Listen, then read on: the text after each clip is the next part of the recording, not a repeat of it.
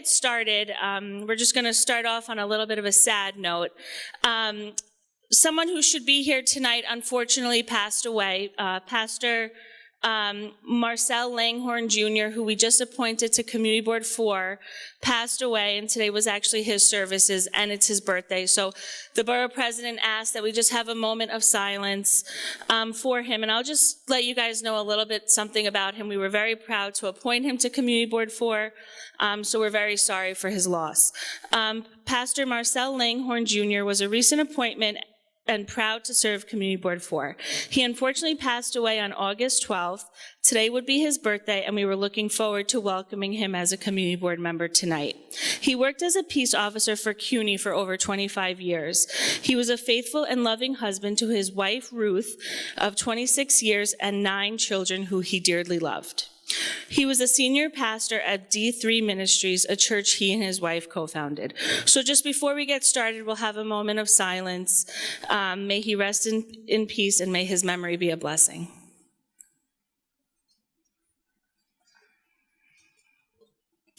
Okay, thank you. And sorry for starting on such a sad note, but we thought it was important to just kind of have a moment for him. Okay, so switching over now, again, my name is Kira. I met many of you during the interview process, and thank you for your patience during that time. I think we started interviews in March or April, and we just finished them in June. We had over 500 applicants this year, and we appointed about 75 of you. So this was very competitive. We went through a long process, so you're here for a reason, and I thank you for being here tonight. I want to thank my community board team. Kenny is outside signing people in.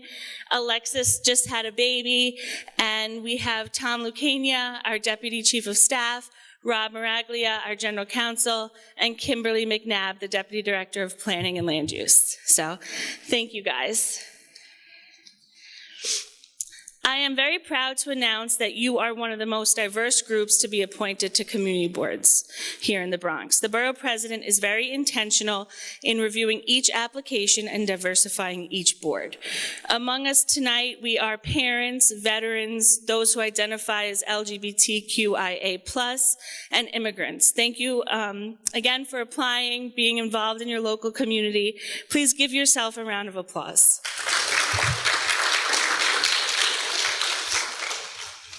We do have a packed agenda for this evening's swearing-in ceremony and orientation. I will note that Benjamin Solitaire from Civic Engagement Commission came down with something, and he won't be able to be here tonight. I do want to thank our partner agencies for being here tonight. We have Conflict of Interest and the Conflict of Interest Board and the Department of City Planning, who you'll hear from and be able to ask questions to. I'd like to also thank Diana Duncan for joining us to provide a Parliamentarian 101 training. This is something we're adding this year because it's really important that you as new members know parliamentary procedure, or at least have an introduction to it. This evening, you will take an oath as a representative of the City of New York. Being a community board member requires the utmost integrity as you volunteer your time and talents to your communities. It is important to remember that change does not happen overnight. You are the eyes and ears of your community, and you are the voice of your neighborhoods. Remember that those you meet tonight and meet each month at the board meetings join for the same reasons. You join to make your community a better place. You may not always agree, but you always have to be respectful of one another. There is a code of conduct that you must sign as a member of the community board, and I think most of you have signed it already, so thank you. If you haven't already done so, please introduce yourself to your fellow board members, the district managers, and the chairs that are here tonight. Just a few more points. Please remember to always stay informed, come to meetings prepared, attend both full board meetings and committee meetings. Always read emails that the board office sends you because it's packed with material that you will need for the meeting and information that you need. Before I pass on the mic, I want to remind you that in-person attendance is not only expected but is required. If If you do not attend your meetings and you don't have a good reason for not being there, the board will vote you off, and I can assure you that you will not be reappointed by the borough president. So attendance at not only the full board meeting, but the committee meetings that you sign up for is expected and required. Board business cannot get done if there is no quorum and if there is no one at the meeting. So it is very important that you be there. And then without further ado, I want to introduce Rob Miraglia, the Borough President's General Counsel, just to give a few points before the Borough President arrives and we start the swearing-in ceremony. So thanks again. We're always here as a resource. Feel free to reach out at any time. Thank you.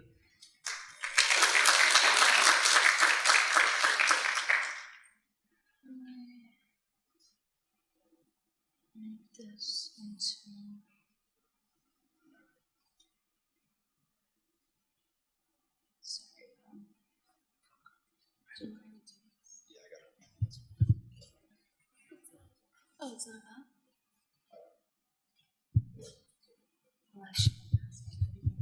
Good evening, everybody.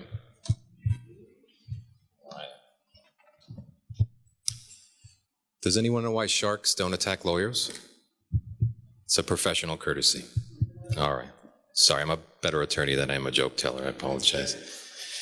Good evening again. My name is Robert Miraglia, and I do have the distinct pleasure of serving as General Counsel to Bronx Borough President Vanessa Gibson and our entire office of fantastic public servants. I also, as part of this job, have the pleasure of providing advice and counsel to the community boards. And quite frankly, it's one of my favorite parts of this job, working with all of you.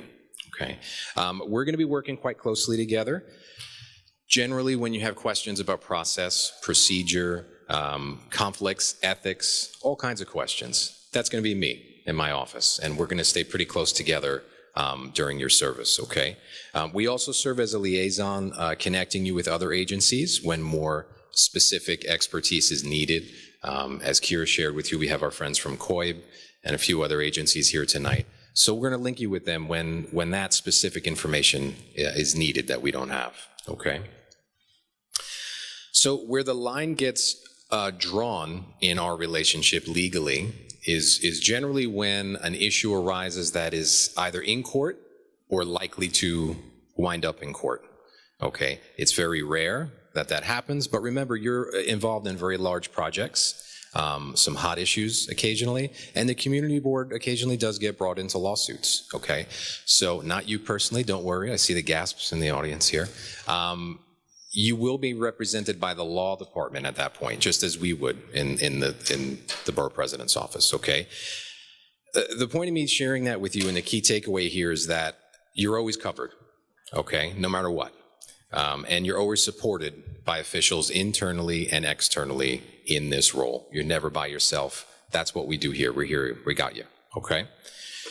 It was supporting you in mind, and that what I had in mind when I created our topic for discussion this evening, and I've prepared a quick one-pager for you, which if you can pull out of your folders, if you'd like to follow along, you don't have to.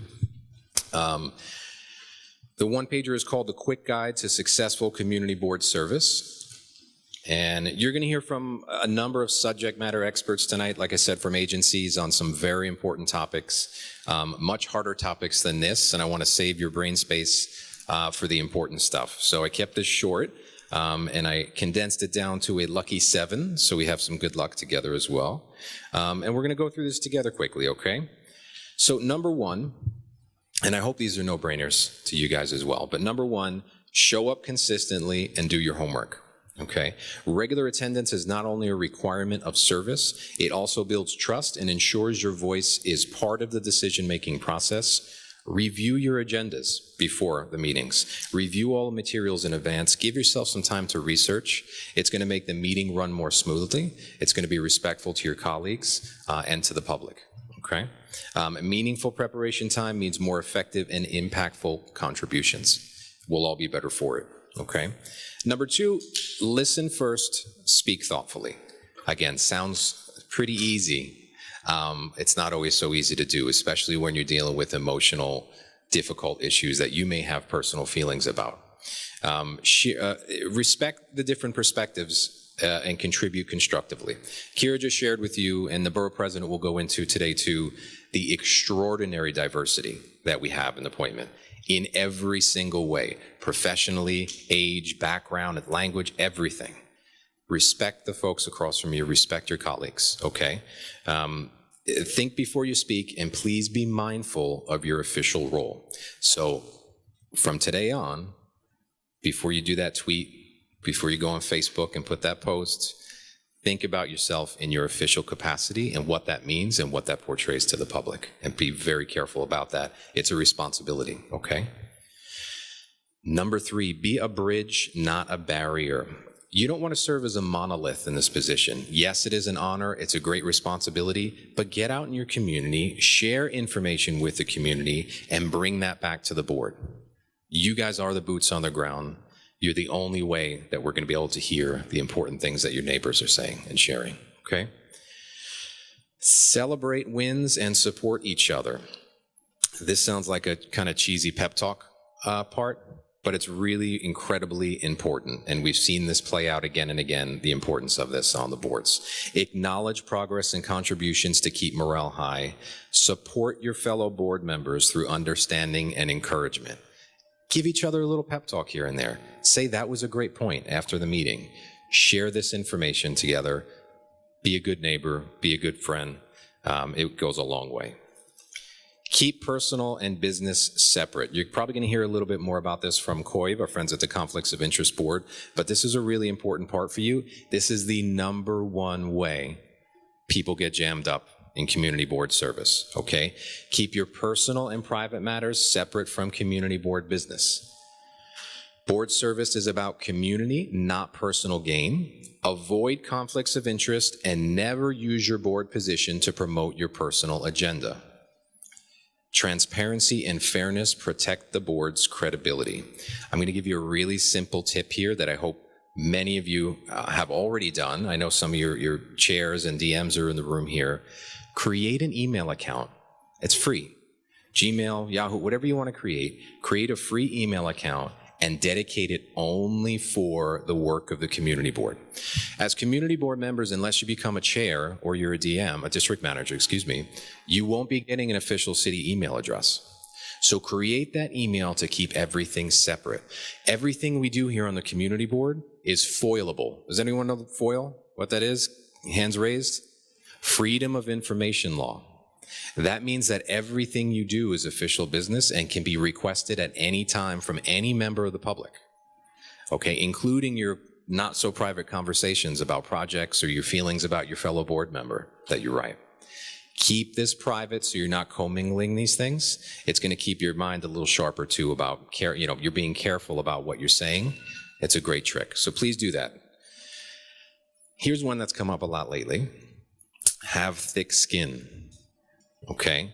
Not every decision will please everyone, and criticism comes with the role. Stay calm, avoid taking things personally, and remember that respectful disagreement is part of healthy governance. Focus on the mission, not the noise. This is a tough one, folks, I promise. You're going to have some very contentious projects that you can make very important decisions on. You will get screamed at by members of the community, by all kinds of folks. They will make up things, they will yell at you. Stay calm. It's part of the role. We go through it too. Have some patience, all right? People are smiling already. They know who I'm talking about, some of the people at these. All right. Have thick skin, please. It goes a long way. Remember, you will be a pseudo-public official now, okay? The last one Keir already mentioned here is follow the code of conduct. If you haven't already signed it, please sign it. Signing the code of conduct is a mandatory part of this appointment process. It is not optional, and it represents the borough president's expectations of community board members. Upholding the code of conduct is easy. You act with integrity, you maintain professionalism, and you treat everyone with respect. There's no 3 strikes and you're out rule when it comes to ethics or respect issues, okay, folks? So we take it very seriously. We do act on it, and we do remove folks that don't adhere to the code of conduct when necessary. Please take a look at that closely, sign it, and revisit it anytime you need, okay? All right, by the looks of your faces, I think I've been successful in sucking out all the fun and joy out of your experience this evening, so I've done my job as a lawyer. Please, in all seriousness, don't worry, okay? We're here to support you. We are very much invested in making your service here successful, and you personally successful as community board members. It's quite literally what we do in the office. We're even growing out our division specifically to support you guys. Please know that you have a friend and a partner in your service here, okay? The last thing I'm going to leave with you tonight is, does anyone know how a lawyer sleeps? Well, they lie on one side, and then they lie on the other side. Okay? Sorry. Again, a much better attorney than comedian. Folks, that's all I got. Congratulations. Be very proud of yourselves. I'm really looking forward to working with you. Have a lovely evening. We'll see you soon.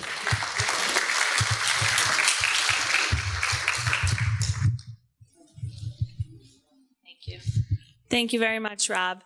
So we're going to jump around our program. The borough president will be here soon to start the swearing-in ceremony. But next up, we're going to have Roy Koshy from the Conflict of Interest Board, which is a very important city agency, and they're also always available for any questions or concerns that you may have as a board member. So just 1 second.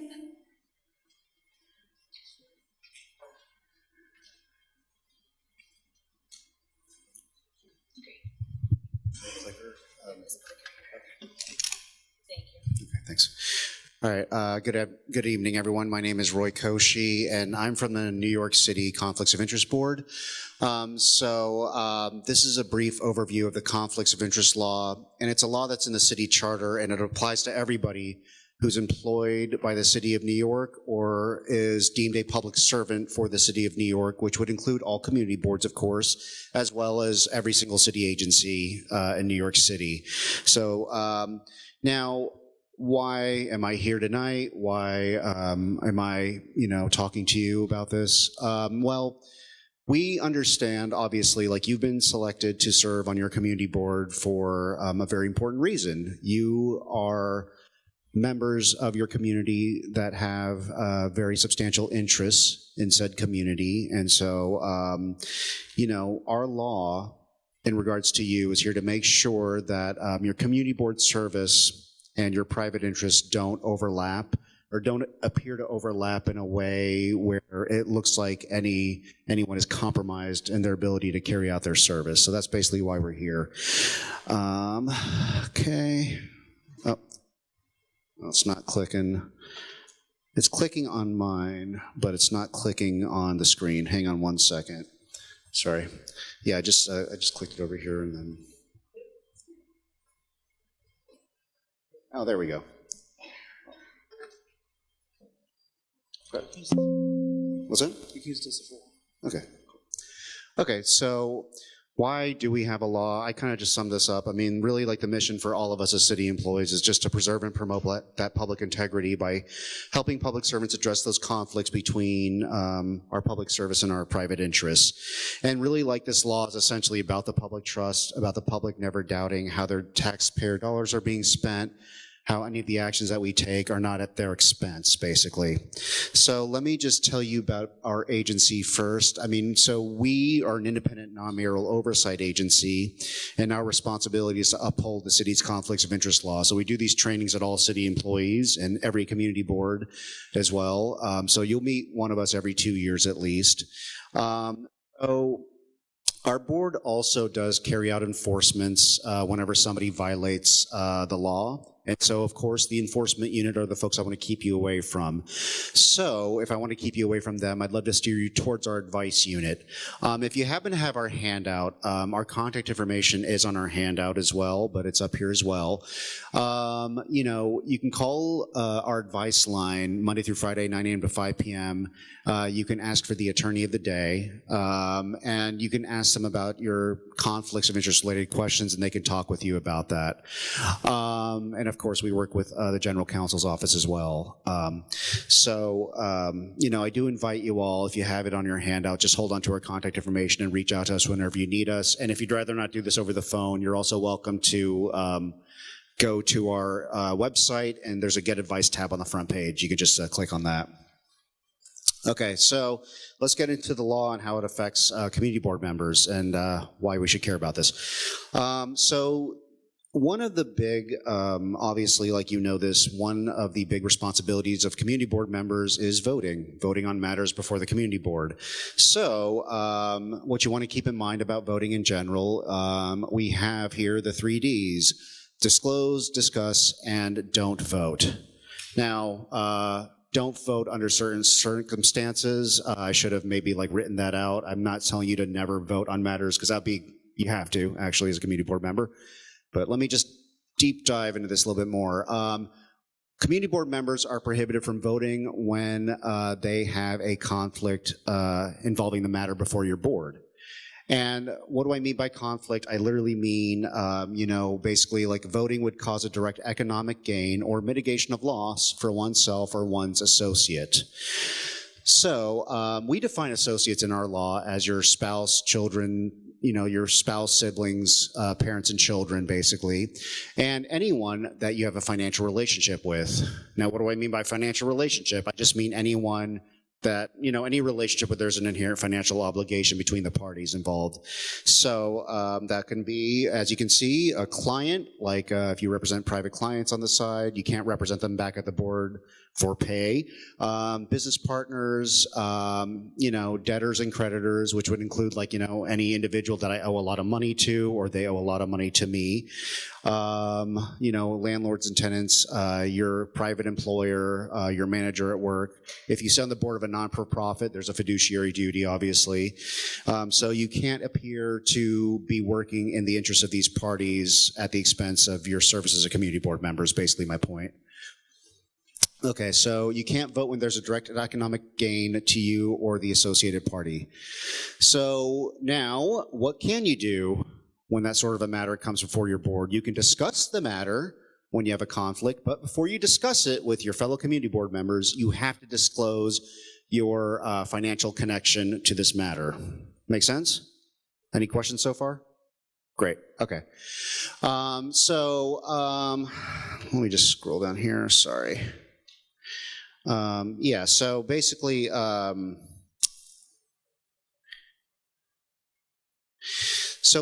when there's a direct economic gain to your own financial interests, like your own private business or your own private property, of course your associated parties, like we kind of covered this already, or prospective employers, you just can't vote on these particular matters that involve them. So here's an example real quick.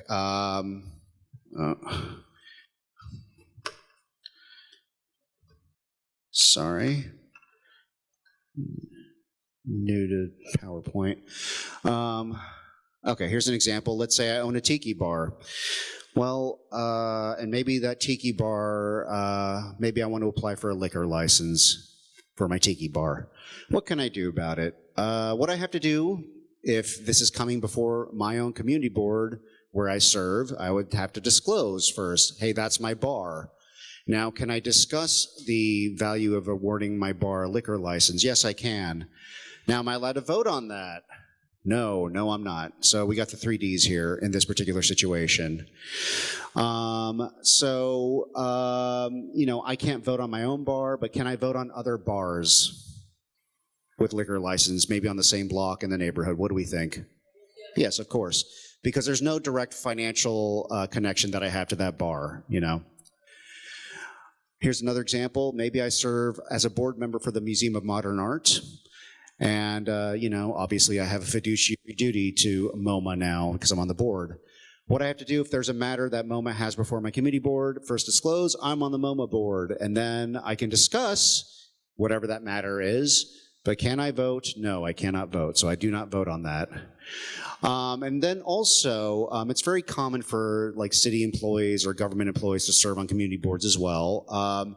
If there's a matter involving my particular government agency that employs me, I cannot vote on that matter either. So again, we follow the 3 Ds again. So this would include like if I worked for a city, like I work for a city agency myself, but if I was on a community board, I can't vote for anything involving the conflicts of interest board.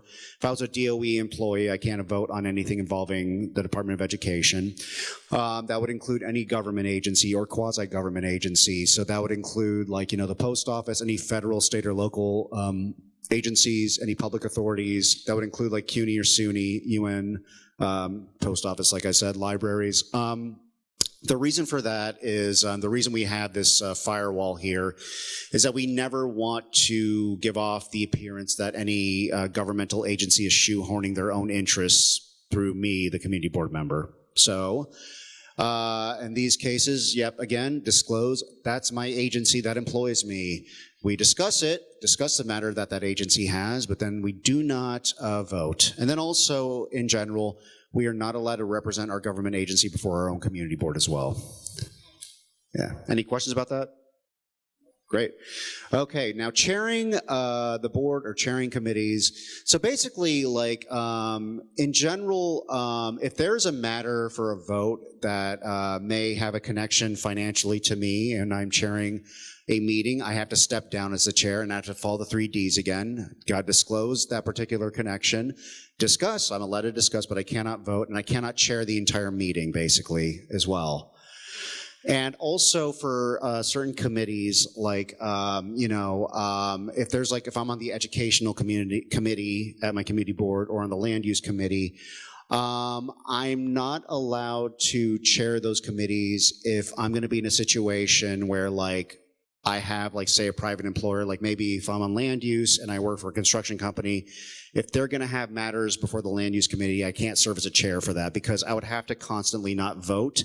And so I'd have to constantly step down all the time. So, and basically like right here, I don't know how exact this is, but like, if you have to use the 3 Ds 3 times or more in a 12-month period, or you're employed by a government agency that falls under this jurisdiction of the committee itself, you just can't serve as a chair of that committee because basically, like in essence, you just would not be able to chair that. You wouldn't serve as a chair basically.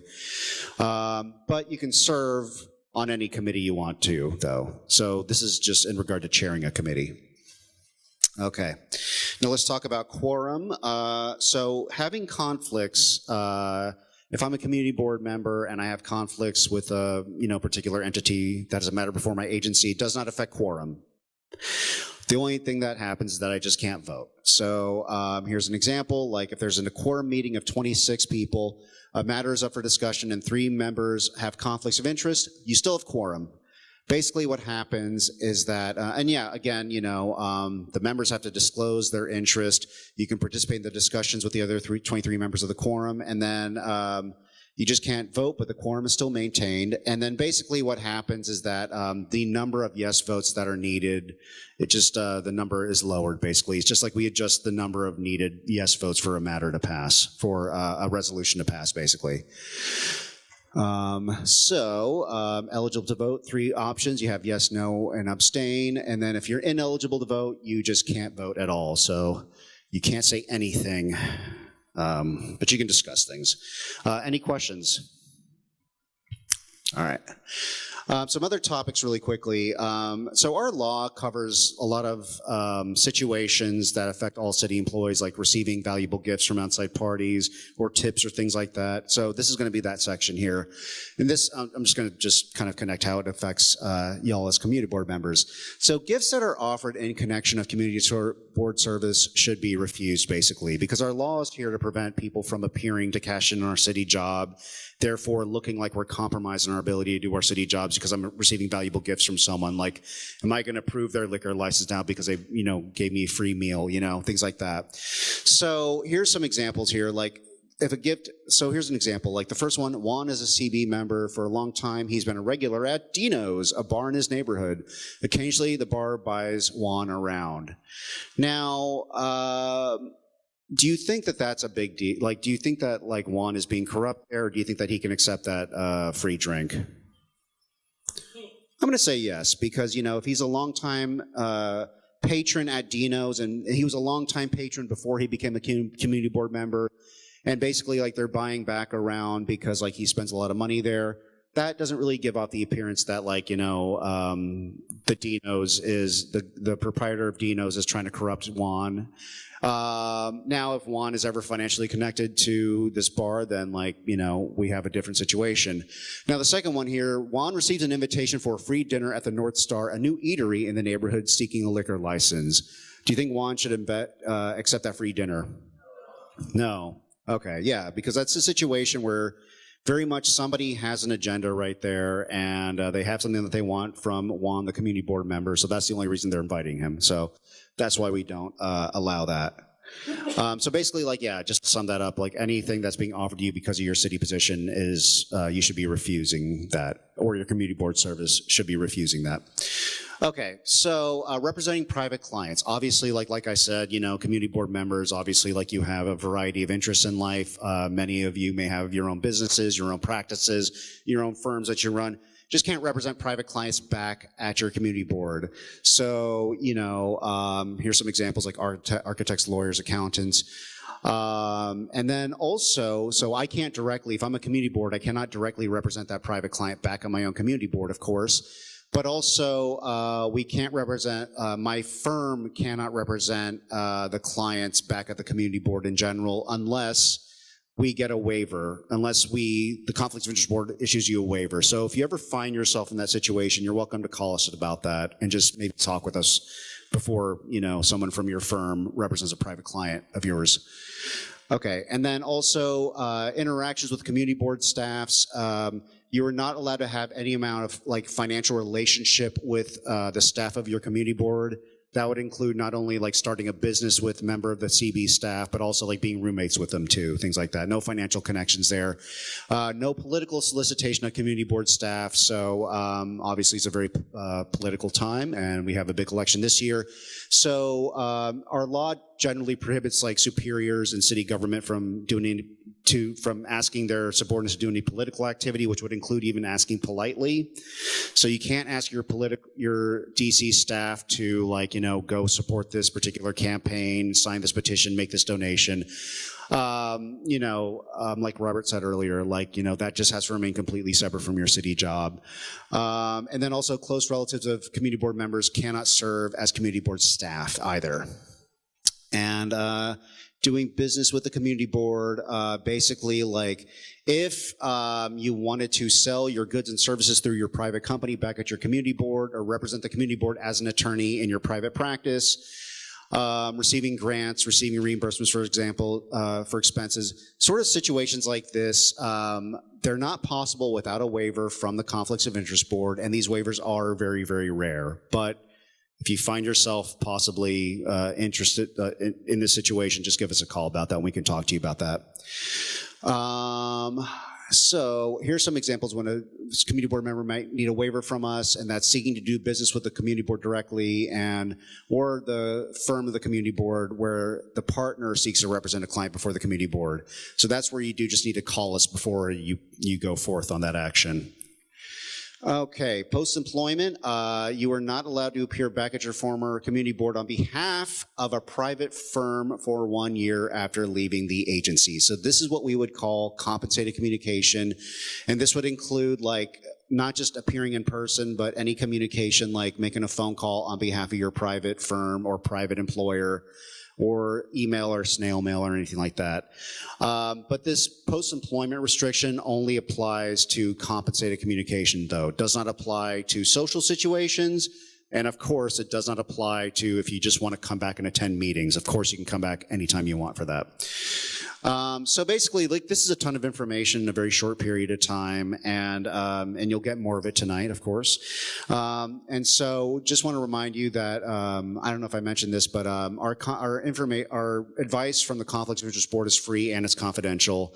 You don't have to give your name even. You can call us up anonymously. And I always just like to leave this with all trainings. Like, if there's ever like an itch of a question that you have, like a private interest you want to pursue, if there's ever like this sort of itch of like, would that conflict with my public service, just give us a call before you pursue that interest, because if you pursue that interest and then it turns out that it is indeed a conflict and then you call us afterwards, you're no longer calling for advice, you're kind of calling to confess, and we don't want you to do that. There are no dumb questions. Our attorneys handle questions big and small. So that is our information as well, and you should have it on your handout as well. Does anyone have any questions about anything I talked about today? Okay. Well, yeah, you have our contact information. Please reach out to us, and congratulations to all of you, and thank you.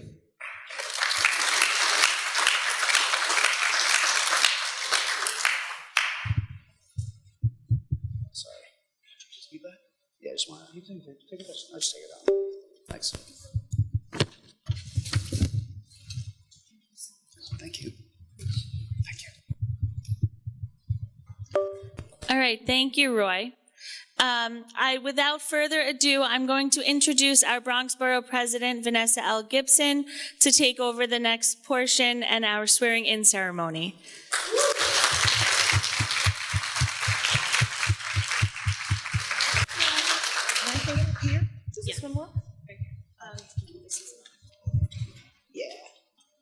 All right. Hello, everyone. Good evening. Good evening. Are you all excited about tonight? Well, I am so proud to officially welcome all of you this evening to our new community board members orientation and official oath of office. You are here because you are a critical part of moving our borough forward. So I want to say officially, bienvenidos, welcome. Welcome and congratulations. I am so excited for each and every one of you, and on behalf of our team, the Office of the Bronx Borough President, we express our heartfelt appreciation to each and every one of you. Number one, for your interest in joining your local community board. Number two, for your interest in being a part of the development of your community, which is a part of our overall borough. And number three, for realizing the importance of civic engagement. Everything we do as an administration starts at the local community board level. We believe in our community boards. All 12 of our boards are incredible, and they are credible messengers and stakeholders and a critical part of our work. So I say thank you, thank you, thank you. All right. So let me first thank our team here at Lehman College. The president, Dr. Delgado, and his team do fantastic and amazing work. We often host our orientations and oath of office ceremonies right here in the dining hall, as we do a number of other events, and Lehman has been a great partner in our work. So I want to recognize the Lehman College team and say thank you for hosting us. Thank you for always opening your doors to make sure that these events are absolutely possible. I also want to recognize my team at Borough Hall. I cannot do any of this work as your borough president without the hardworking team of public servants that work each and every day at Borough Hall to serve the residents and the families of our great borough. So the community boards unit that you will be working with and talking to very consistently is led by our very own director, Kira Gannon. Thank you, Kira. Kira herself, I'm sure she mentioned it, was a former district manager of Community Board 8, and we were so grateful that we were able to add her to our team to oversee the Community Boards unit. So thank you so much, Kira, for all your great work. And our deputy director of the Community Boards unit, who is not here this evening, but certainly want to recognize her work and her leadership, Alexis Ruiz. I want to say thank you to Alexis. She is a new mother, so she is home with her new daughter. So we send her prayers and send her all of our love. And rounding out the community board unit is someone who has dedicated many years in public service, and we are so grateful to have him. He will be representing several of our community boards at all of the monthly meetings at our boards, and he is a great critical part of our team, and that is none other than Kenny Agosto. I want to recognize our Deputy Chief of Staff in our office that works closely with many of our team members to make sure that all of our events and events like this happen, just making sure that our office is as effective as it possibly can be. Our Deputy Chief of Staff, Tom Lucania. And earlier this evening, you heard from our very own General Counsel, who always makes sure that we follow the rules and the regulations to make sure that our office is always doing everything that we can in accordance with local law, city charter, and everything that we are bounded by. And that is our very own General Counsel, Rob Maraglia. And you will hear later on this evening during our program, you will hear from our Deputy Director of our Planning and Development Unit, giving you an overview of the land use process and how you will grow to love ULURPs and all the great things we do when it comes to land use applications and disposition of properties, all these different titles that may not sound familiar tonight, but trust me, you will know them and you will love them just as I do. Our Deputy Director of Planning and Development, Kimberly McNabb. Don't worry, she'll make it fun, I promise. She'll make it fun. And I also, of course, want to acknowledge our partners. When we have these trainings and orientations for new members joining our community board, we do this work as a partner. City agencies that we work closely with as an administration, guide our work, support our work, and partner with us. So I do have to acknowledge the team that is here. So I want to say thank you to the team at the Department of City Planning, Cassandra Manriquez, if she's here from DCP. Thank you, Cassandra. The Department of City Planning, we also call them DCP. Thank you so much for all of your work. I also want to acknowledge who will be doing the presentation. Have we done that for the parliamentarian yet?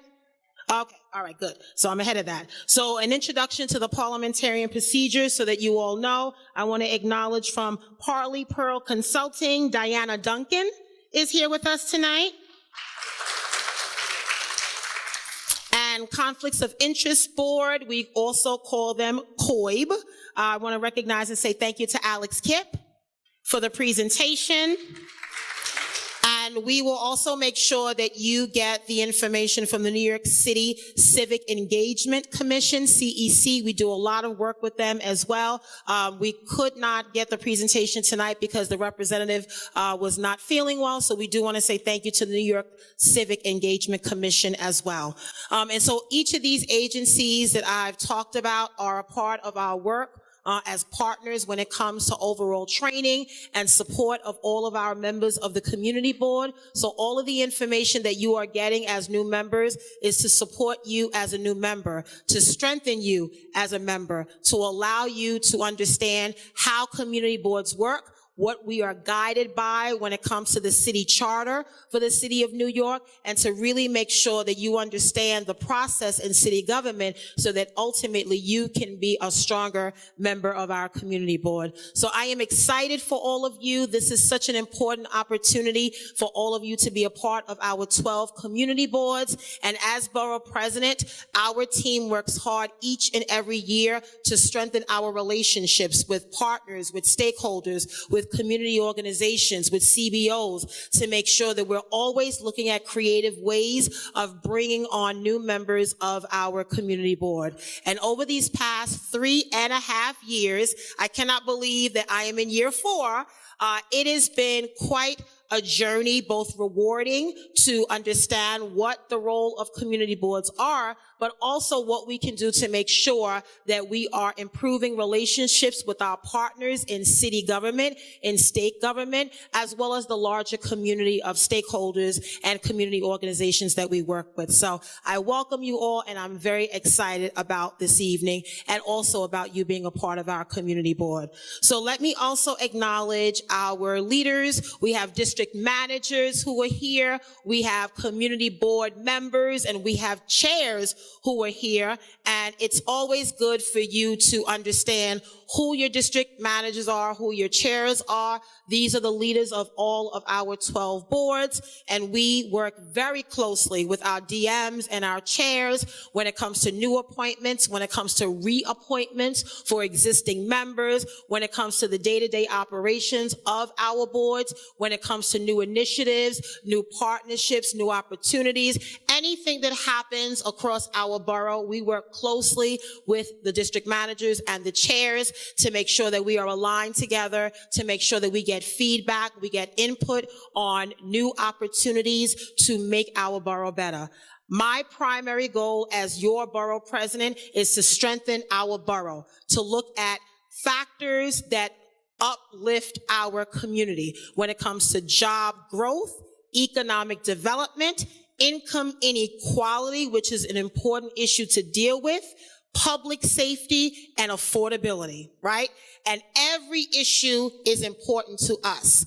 The question is, how do we use the responsibilities, the resources that we are given access to tailor that to the blueprint that we put forward, right? So every year as borough president, one of the things that I am very proud to do is to host a State of the Borough address, usually at the top of the year in the first quarter, and it outlines our blueprint for the borough for the entire year. And every part of that agenda is something that we believe is important to fulfill our mission, and that is to lift up families, to keep our residents and families safe, our children, and to make sure that we invest in our borough in a real way. So for those of you that may follow us on social media, you may get our emails. We have invested well over $150 million across the borough in this first term, and we're very proud of that. And we have even more opportunities to come. A lot of major capital projects that we are working on, that we are leading the effort on, but it all comes down to our priorities. Are we lifting up families? Do they feel safe? Are they healthy? Do they have stability? Do they have jobs and career pathways? Are we lifting up young people? Are we supporting our older adults? Are we taking care of our veterans and people with disabilities and the LGBTQIA+ community? Are we recognizing what we represent in this borough? A beautiful borough that is diverse, both culturally, geographically, and making sure that we not only invest in our borough, but we tell the world what the Bronx can do. And I am very firm and very committed and intentional in everything that we do, because we know the history of our borough. We know the dark days that our borough was often defined by, but we also know that the Bronx is resilient, we are strong, we are fighters, and we have always been able to get back up when we've been knocked down. And the Bronx has been knocked down many times, but because of all of you, because of our community, because of the people of this borough, we can claim credit for so many accomplishments that we have been able to achieve. And even as we talk about those accomplishments, we know that the work must continue. That is why your role as a member of the community board is so critically important right now more than ever before. Over these years, as we have transformed the process, we have modernized the application process, we have added a new component. It's now digital, it's electronic, it's in a second language, because we speak more than one language in the Bronx. We have made sure that we increase opportunities at recruitment and outreach to bring younger people into our community boards, the young adults that are starving for attention, that want to be at the table. We've recognized veterans, people that live in public housing, that are homeowners, property owners, business leaders. We've really tried to look across multiple sectors to make sure that every community board is reflective of the diversity that we represent. And I am proud of how far we have come. There were many that didn't believe that we would get to this place, but I'm very proud that we are where we are today. And now as we look to the future, to a new year, new opportunities, you all are a part of that as members of the community board. And so I want you to understand the important role that each and every one of you are playing. You are a part of crafting the future opportunities of your community. You are a part of the economic development, building generational wealth, lifting up families, looking at local hiring opportunities. How can we create more safe spaces for young people so they don't feel that they have to engage in negative behavior? How can we think outside of the box and make sure that our communities are prioritized and people feel connected and respected and valued, and they understand civic engagement, the importance of voting in all elections, not just presidential elections, but understanding the importance of that. How do we work with our school community and our educators and teachers and healthcare partners and so many that live and work and raise their families in our communities that sometimes feel disconnected. You are that connector for them. It is you that will shape the future of our communities, one by one board at a time. And as your borough president, I am here to encourage you to think creatively as a member of the community board. Yes, we have rules and regulations, but that does not prevent us from thinking creatively about how we can do something and get a different result. Because you know what? If we keep doing the same thing and thinking the result will be different, that's the definition of insanity. And we are not insane. We are very clear about what we need in the Bronx. We need good paying, stable jobs, union jobs, prevailing wage jobs. We need generational wealth. We need to deal with health disparities that have plagued our borough for far too long. We need to look at responsible development and what that means. We need to look at a lot of underutilized land in our borough and how we can repurpose that. We need to look at city-owned property that has lied dormant in many of our communities across the borough and why that has happened, right? Very purposeful for a reason. But now as we move into a new chapter, it is an opportunity to do even more. And so I am excited about each and every one of you. And all of you have been selected because you belong on these community boards. It is because of your experience, what you bring to the table, your profession, who you are, your upbringing, what you deem important for you and your community is why you have been chosen. And let me tell you, we got over 500 applicants to join 12 community boards. That is a lot of applicants, and we do not have 500 vacancies.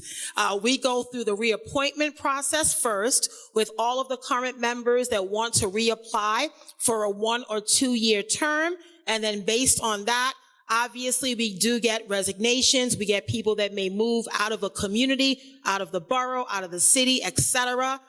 And we really try very intentionally to make sure that in every decision we make, it is the right decision. And working closely with the district managers and our chairs, we always want to make sure we pick the best of the best. So congratulations, ladies and gentlemen. You are the best of the best, okay? You're the best of the best. So let me recognize our district manager of Community Board 1, Anthony Jordan, is with us tonight. Thank you for being here. Our district manager of Community Board 3, Miss Etta Ritter, is with us tonight. Our Madam Chairperson of Community Board 3, Joetta Brown, is with us tonight. Community Board 4, our district manager, Leonardo Coelho, is with us tonight. Our Madam Chair of Community Board 4, Beverly Bond, is with us tonight. Our new chairperson of Community Board 5, Osiris Guzman, is with us tonight. Our district manager of Community Board 6, Rafael Maury Prunell, is with us tonight. Our district manager of Community Board 7, Carla Cabrera Carrera, is with us tonight. Our Madam Chairperson of Community Board 8, Julie Reyes, is here with us tonight. Our district manager of Community Board 10, Matt Cruz, is with us tonight.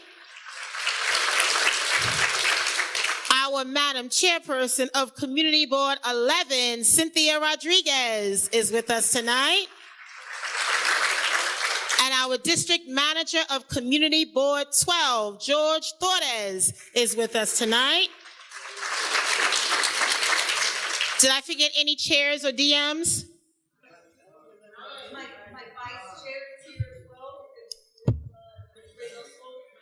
Yes, how are you? Yes, our Vice Chair of Community Board 11. Thank you so much.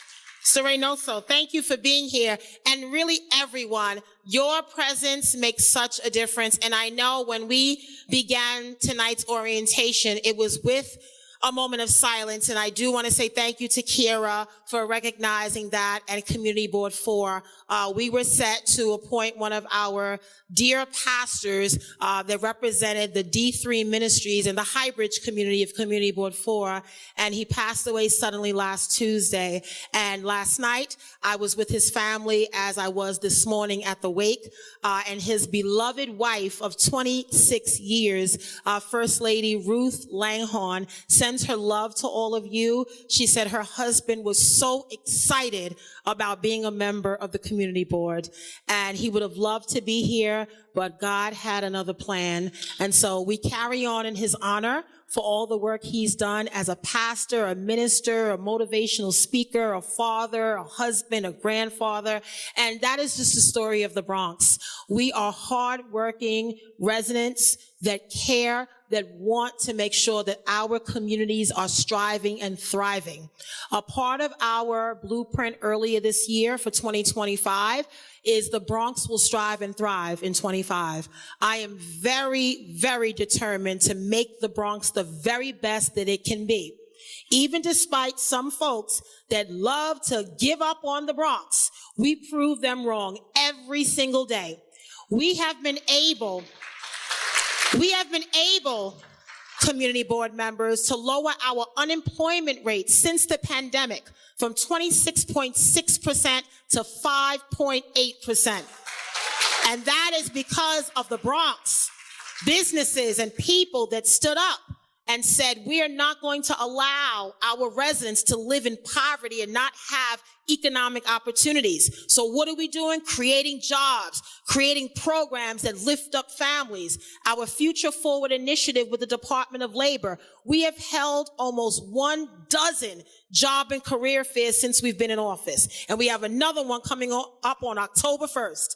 And we are strategic in how we target populations that are often left out of the traditional job market. Veterans, older adults, people with disabilities, the LGBT community, people of color, formerly incarcerated men and women, discrimination in the workplace and in employment. So we are intentional about working with inclusive employers, oftentimes hiring on the spot.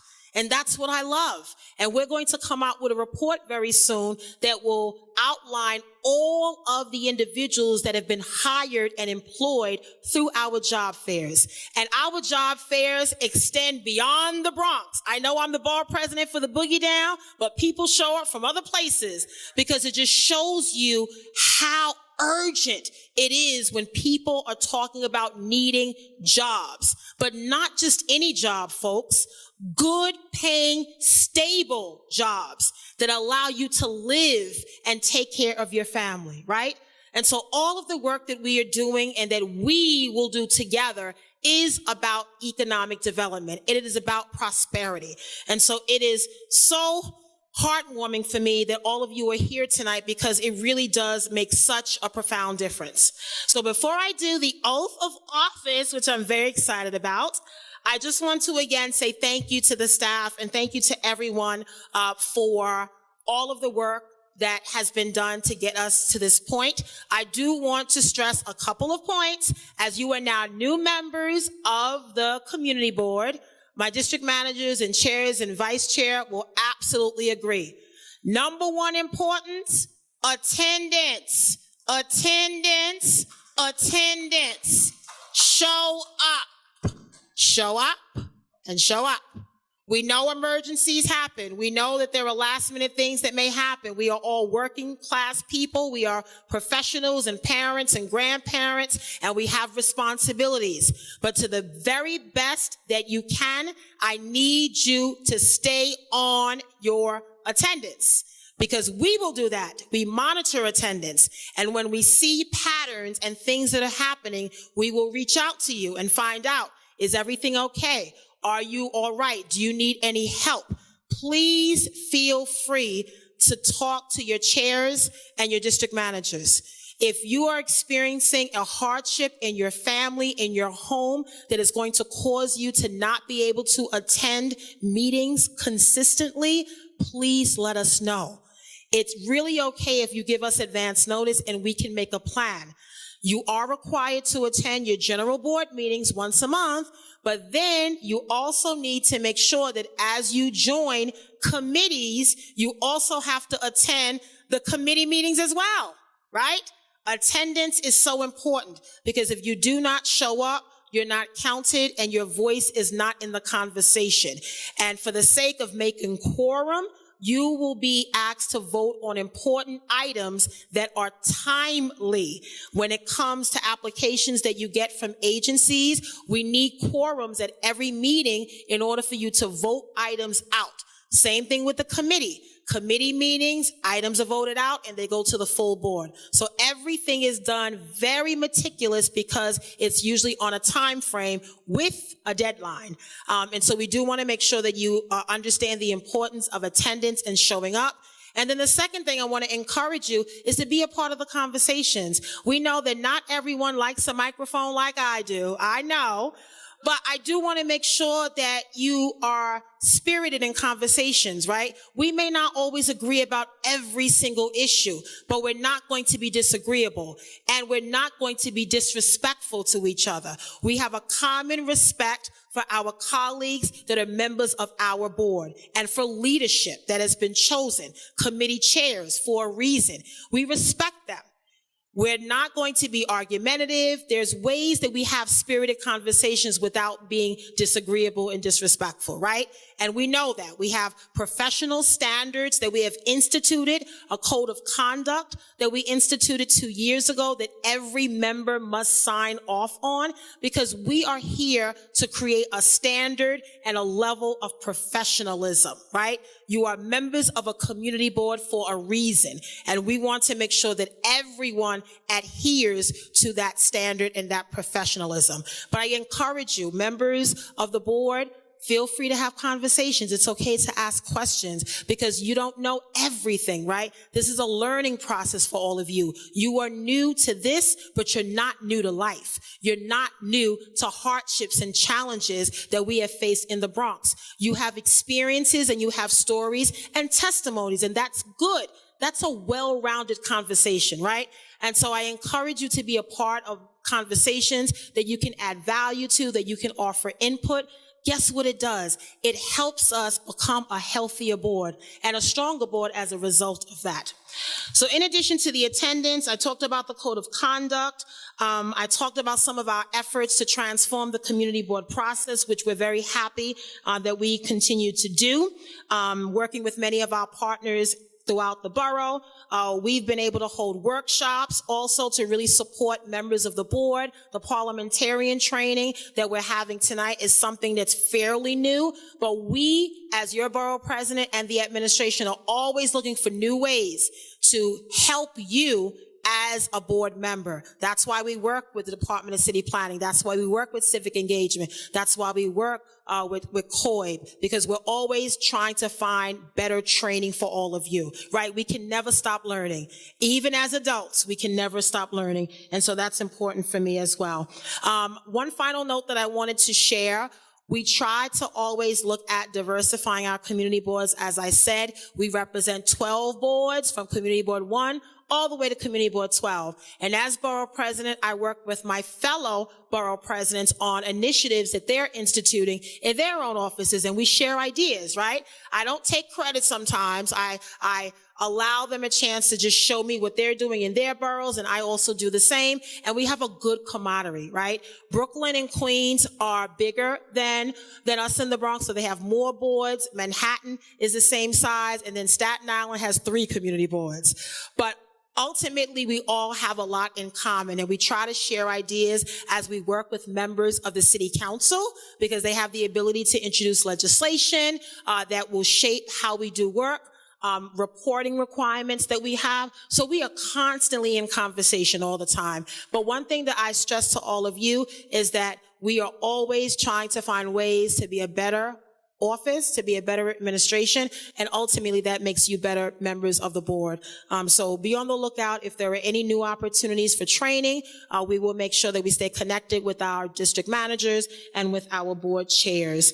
One of the new efforts that we were able to achieve is looking at our young population of young adults. So I'm very proud to say we've been doing really well in recommending to the community board some of our young adults that are between the age of 18 and 24, which is the population we're trying to attract. You know, you can join the community board at the age of 16. And although we all envision that we're 16 now, even though we're not as young as we used to be, but we always have that youthful spirit. And 16 to 24 is a young adult population that we're always trying to recruit, particularly at the high school level as well as at the college level. And so that's something that we are always looking to do. And as we gear up for the next wave of board members, that's something that you should know that we are going to be working on as well. So with that, Kira, anything else I need? Am I good on? Oh, okay. Where's LaShonda? LaShonda, representing Community Board 5, LaShonda Dodson. Thank you for being here. Okay. And with that, are you all ready for the oath of office? Okay. I think I got everything. So as we begin, I want to say again, congratulations to each and every one of you. Welcome to our Bronx community boards. Thank you all for understanding the importance of community boards, for making sure that you are going to bring value, that you are an asset to our boards, and we look forward to working with you. This is going to be a great partnership because one thing I emphasize to every one of you is that we are all in this together. No matter where we live, what zip code, what neighborhood we represent, guess what we represent together? The Bronx. The boogie down Bronx. No matter what, and we are going to show everyone else what we can do as a borough. So I am extremely excited to work with all of you. I look forward to seeing you in September at the general board meetings, right? Yes. We're going to be there because attendance is important, and we look forward to your service as a member of the board. So if everyone that is a new member to the community board can please stand.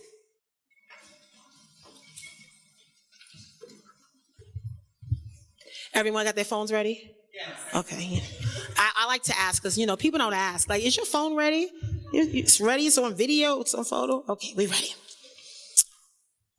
Okay, please raise your right hand. Okay. We're ready? Okay.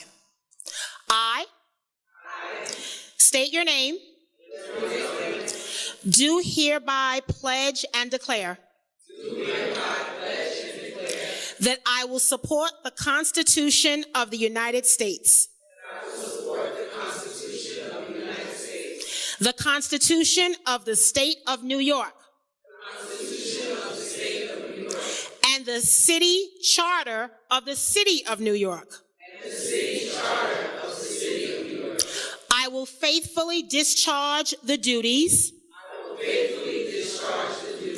of member of the community board for the community district within the borough of the Bronx to which I have been appointed according to the best of my ability. Congratulations, community board members. Well done. Congratulations. All right. Can I get a wave for Community Board 2? Community Board 3? Community Board 4? Community Board 5? Community Board 6? Wow. Community Board 7? Community Board 8? Community Board 9? Community Board 10? Community Board 11? Community Board 12? Nice. Thank you so much. Congratulations, ladies and gentlemen. Welcome to the Bronx Community Board, and we look forward to your service in the spirit of our borough. Congratulations.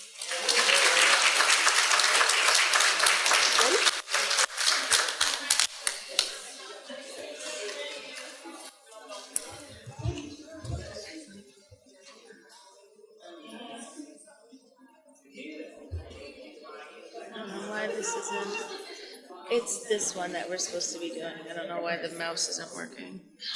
Okay, thank you very much, Borough President Gibson. Yeah. Okay. Next, I'm going to introduce our parliamentarian, Diana Duncan, from Pearly Consulting. And this is a new addition to our orientation. We have heard from people last year that they wanted trainings on parliamentary procedures, Robert's Rules of Order, and as new members, it's probably something you're not familiar with, and that's okay. So we're going to give you a brief introduction to parliamentary procedure, and it's just something that helps meetings move along in an efficient way. So Diana, thank you so much for being here. We're just getting your presentation going, and thank you. Do you want this on here?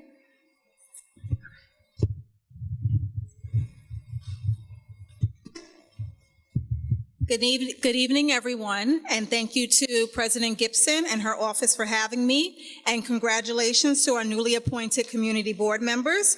You're stepping into a role that directly shapes housing, safety, and services across the Bronx, so your voice truly matters. Parliamentary procedure will be your best tool.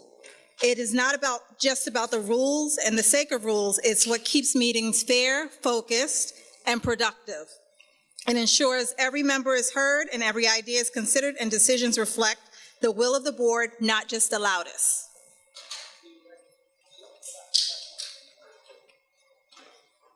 Let me just go back.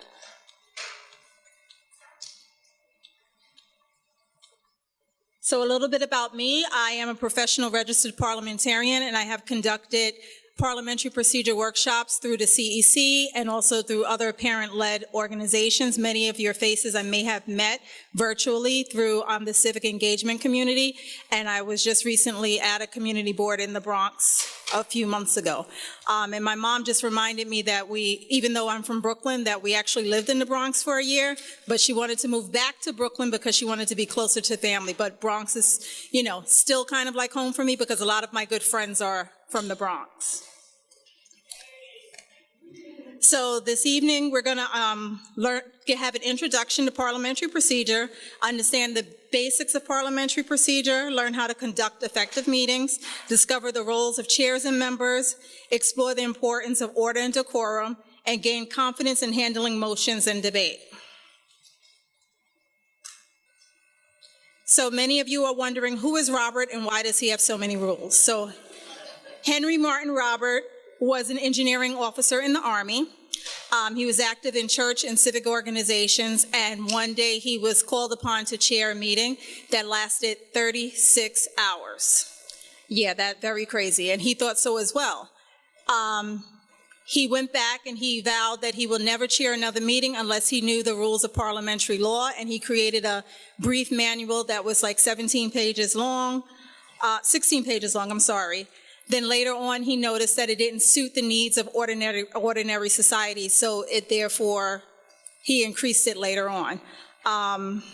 He noted that there was a new kind of parliamentary manual that can be used outside of Congress, and over the years, we're now on the 12th edition, and the pages have grown. This one is over 600 pages. We don't expect you to become masters at it like me, but I'll go over the basics. So what is parliamentary procedure and why is it important? So it's a set of rules based on parliamentary law. As you know, that in the beginning of our country, we had members that came over from England, so they brought over parliamentary law. It's what we use to conduct effective meetings that allows everyone's voice to be heard. And it allows us to make group decisions without confusion, and is used by many boards, like community boards, social and civic and community organizations, and other deliberative assemblies and legislative bodies. So we have a brief edition, a 12th edition. In brief, Robert's Rules of Order, 12th edition. In brief, the 3rd edition. I would encourage all of the members to obtain a copy. It gives scripts for how to make a motion, and it will help you with your role as a community board member. And if you are a chair or the parliamentarian of your community board, I encourage you to purchase the full version, so that has more of the rules and descriptive characteristics of some of the motions that are in play. So meeting governance. Your agenda is what runs your business. So a typical agenda will have the call of order. You will have your roll call to determine quorum, as you've heard earlier what quorum was. The approval of minutes, reports of your officers and your chairs of your different committees. Unfinished business, that's business that wasn't handled at the previous meeting and is now on the unfinished business section of your agenda. Any new business, that's where you can, the chair can entertain a motion. If you have a new idea or new initiative that you would like to bring forth, you would utilize new business to introduce your motion. Then there's announcements, and if all business has been taken care of, then you may adjourn the meeting. So your governing documents are important. I'll share with you the ranking order of rules. We have your law, which is your state law. On this slide, it says corporate charter, but as community board members, you go by the New York City Charter. Your bylaws, which is what every community board member should have, and make sure that it's up to date and is reviewed on a regular basis. Your rules of order, which are special rules, and your parliamentary authority, which is Robert's Rules of Order. Your standing rules, which is the administrative rules, such as the setting time limits for your debate. That will be a separate document, and custom. So as you can see, according to the ranking rule of order, if it's something that's always been done, which is a custom, it falls by the wayside if it conflicts with any state law, or if it conflicts with your bylaws, rules of order, or your standing rules. So if someone says we have done this always, and this is what we've always done, if it conflicts with any of your ranking order of documents, then it falls by the wayside. And your standing rules relates to the details of the administration of your community board. It can be adopted and changed as any condition, so it doesn't require a notice. It can be adopted by majority vote without previous notice, as you would with your bylaws. And if it does not conflict or amend with any existing rule of your organization, and it remains in effect until it's rescinded or amended, and it may be suspended by majority rule. For example, if you have a time limit for speakers to speak for 5 minutes each, you can suspend the rules if it's in your standing rules that every member speaks for 5 minutes, to either extend it or to limit it to make it less than 5 minutes. Your meeting minutes, record keeping is an accurate documentation of your motions and decisions. It's not a transcription of the meeting.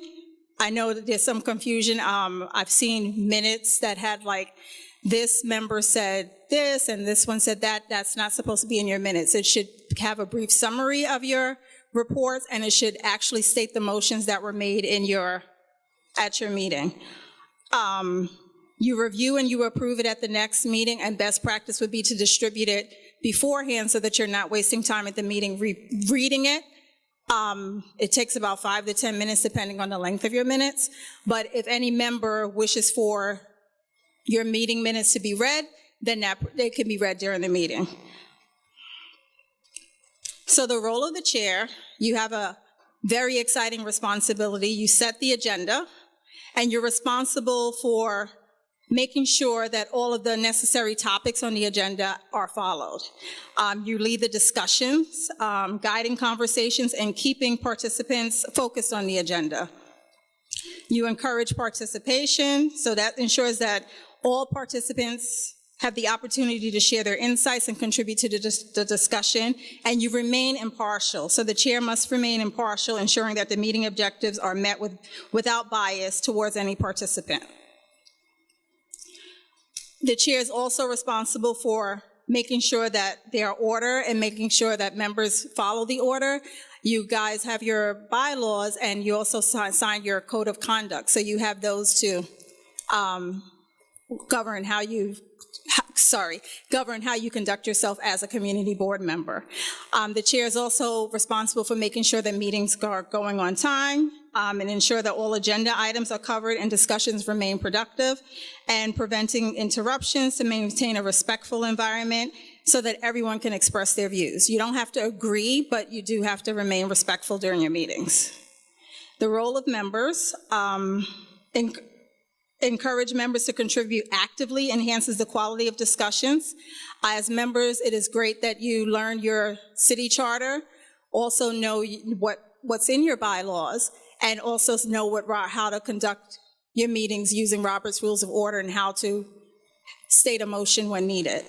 And it's also great to share different perspectives, which promotes more comprehensive understanding and encourages innovative solutions, which usually occurs during your committee meetings, because that's when the bulk of the work is done during your committee meetings, not typically during your general board meeting.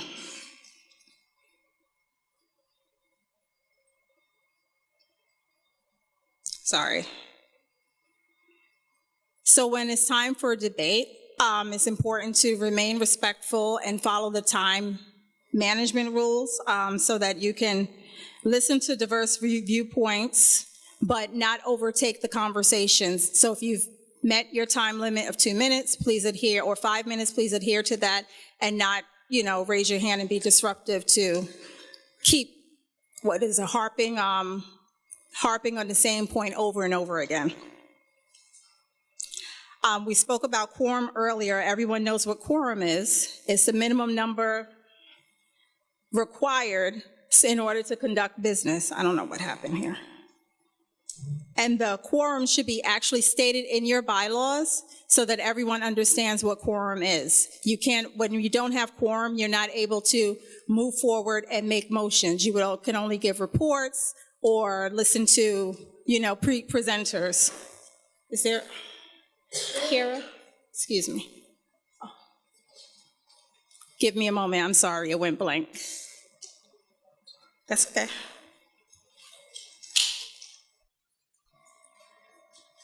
Okay, I think it's here.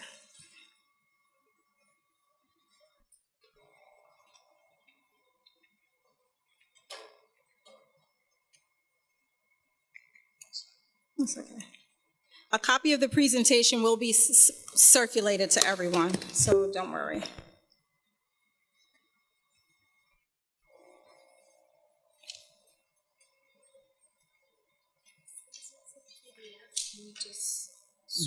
For sure, yeah.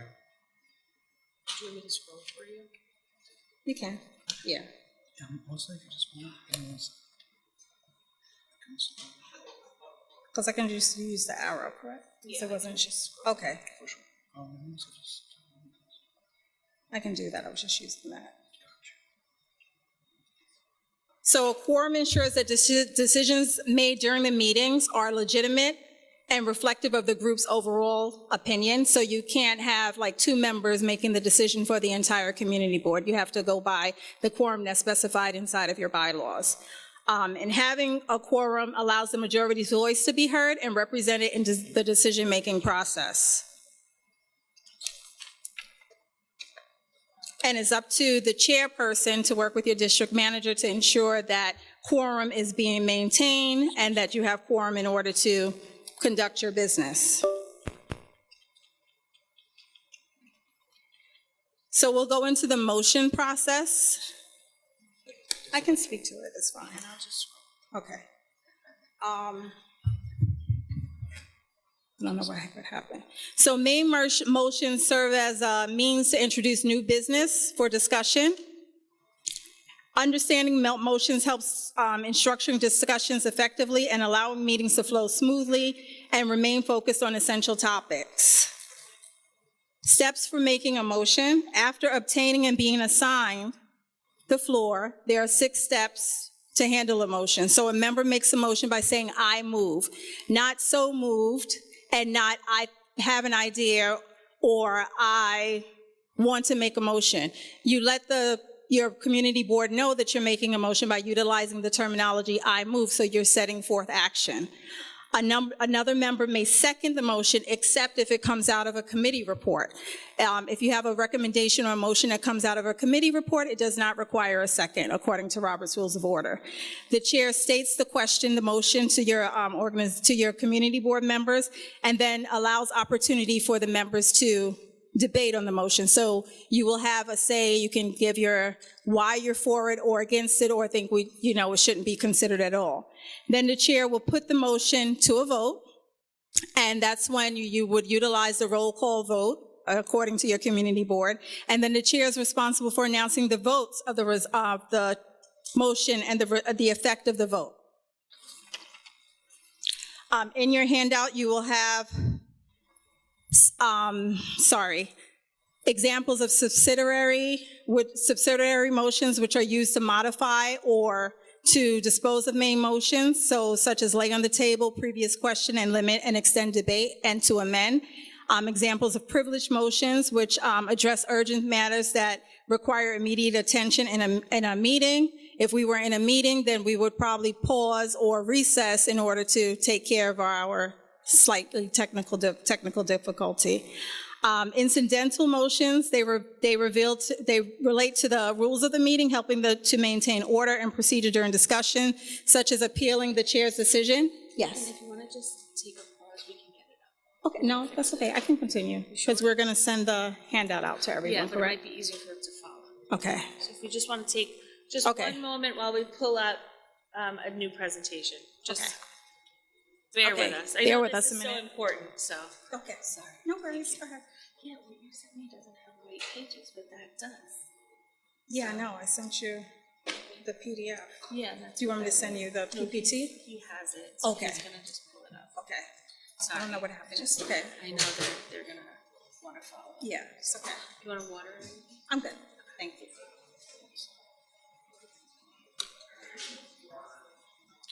Just to make sure, it's this one, right? Mm-hmm.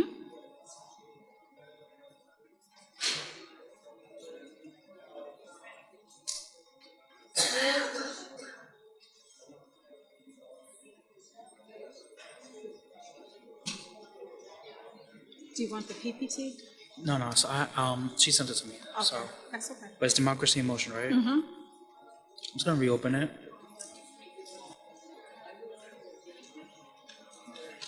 Oh, okay. Looks like this one has it. Great. So you can go back. You on page 32? Yes, 33. Sometimes with Adobe, it just doesn't read it. Okay. So it's not your fault. That's okay. So you can go back as we come up to the subsidiary motions. Which is 33, page 33. all right. I'm just gonna go through it one more time, just Okay. so like it loads. If that makes sense. Cool. All right. Okay. Thank you so much for your patience. So we'll continue. So as I hello? Can everyone It's- take their seat, please? Yes, We'll get started. Thank you. thank you. Don't worry, we'll be finished in a few. I know it's a long evening, and I'm trying to make it as brief as possible. So we left off on incidental motions. So you'll have an example of, it will be appealing the chair's decision, raising a point of order. For example, if you notice that the rules of decorum or parliamentary procedure is not being done properly in your meeting, as a member, you have the right to raise a point of order. And the chair would determine if that point of order is well taken or if it's not. For example, if you notice that during debate, you're speaking about a different topic and it's not germane or on topic, you can raise a point of order. Another example of incidental motions would be parliamentary inquiry or a motion to suspend the rules, just as I stated earlier before for your standing rules. So handling disruptions. So many common disruptions in meetings are formed by having side conversations which can distract participants and disrupt the flow of discussions. Interruptions during discussions can lead to frustration and confusion and lead to frustration that affect the overall productivity of your meeting. Emotional outbursts also can arise due to stress or conflict, so let's try and deal with the facts and limit those kind of disruptions. The role of the chair in addressing those disruptions, the chair must be ready to intervene promptly when disruptions occur, ensuring that the meeting stays on track. And inside of Robert's Rules of Order and Brief, there are scripts that help the chair call the member to order. And then if the member is still out of order, you can have, there's ways that you can have that member removed from the meeting. So if you know that a meeting is going to be contentious, it might be helpful to have your sergeant at arms or additional security on hand to remove unruly members from your meetings. Common pitfalls to avoid: ignoring proper procedures, neglecting quorum and record keeping, making sure that your minutes are accurate, and allowing dominance by individuals. So you're doing a great job implementing Robert's Rules of Order training. Thank you to the Office of the Borough President for having this for you all.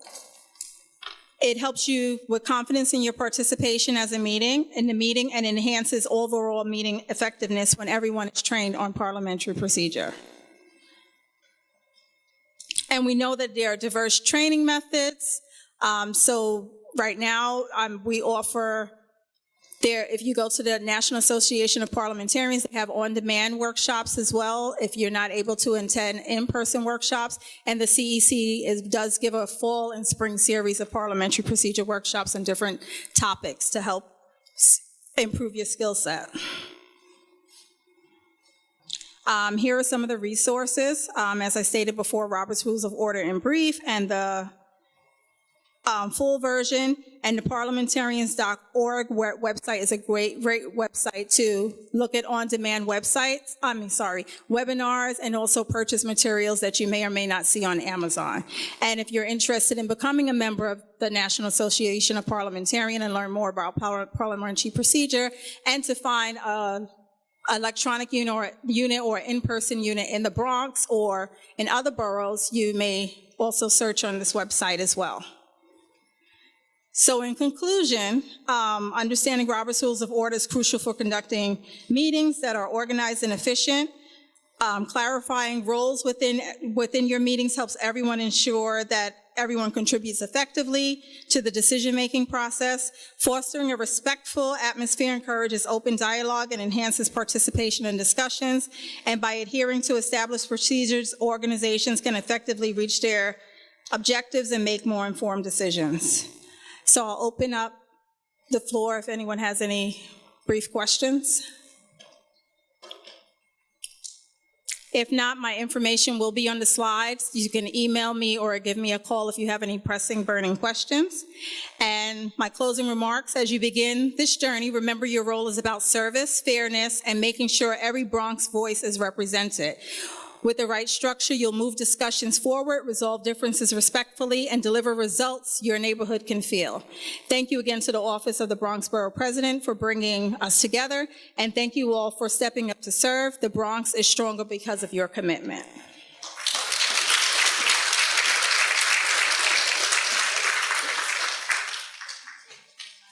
So this is just a cheat sheet with all the different motions and the ranking order. And I'm going to send Kara some additional copies, hard copies, so that you can have it in person. Thank you.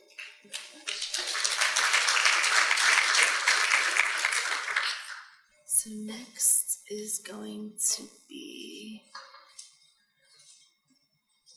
this one. Okay. I don't even know if it's that one, it's this one. It's a presentation. Okay. All right, thank you again. I'm surprised no one had any questions. But we will send all of these presentations and any cheat sheets to all of you and to the district managers and chairs. Please feel free to send it to your current members as well, because it's important that everyone have a refresher. Next, I want to introduce Kimberly McNabb. She is the Deputy Director of our Planning and Development Unit in the Borough President's Office. You want this? No. Hello, good evening, everyone. Congratulations again to everyone. I'm genuinely excited to work with many of you on projects that impact the Bronx. My name is Kimberly McNabb, as Kira said. I am the Deputy Director of the Planning and Development Unit at the Bronx Borough President's Office. And if there's one thing to take away from my very short, I promise it's short presentation, it is that our team is a resource and a source of support for all of you. So please do not hesitate to reach out to us, reach out to Kira. We are always here for you. So what does the Planning and Development Unit do? How can we be of service to you? Our team is comprised of 2 units. We have a topography unit and a planning and development unit. So the topography unit, their primary goal is to maintain the official borough street map. So if there's a change to the map, whether that's a demapping of a street name change, we keep record of it to make sure that the borough map is up to date.